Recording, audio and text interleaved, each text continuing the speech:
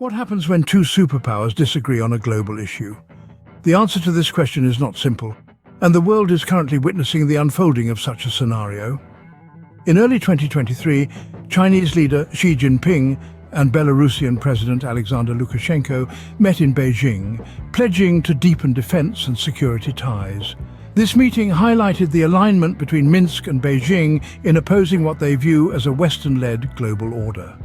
This alliance drew skepticism from Western leaders, particularly given the ongoing conflict in Ukraine. Then, in November of 2022, US President Joe Biden and Xi Jinping held talks in Indonesia. Both leaders acknowledged the need to address global issues like North Korea's activities and tensions around Taiwan. They also took a joint stance on Russia's nuclear weapon use in Ukraine.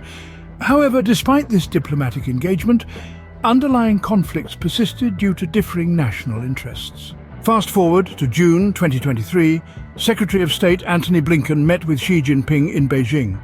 This meeting marked the highest-level US official visit to China under President Biden. Both sides pledged to follow through on previous agreements, but no resolution on key disagreements was reached. And now, in April 2024, Blinken has once again warned China about its support for Russia in the ongoing Ukraine conflict. This warning came during a meeting with Xi Jinping in Beijing, where various international issues were discussed. So what are the main points to take away from this ongoing saga? Firstly, the alignment between China and Russia is of significant concern to Western leaders. This alliance is seen as a potential threat to the Western-led global order.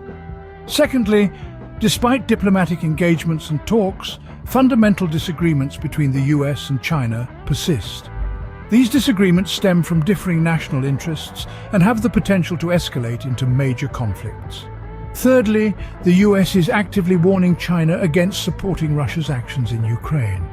This indicates a clear stance from the US and its determination to prevent further escalation of the conflict.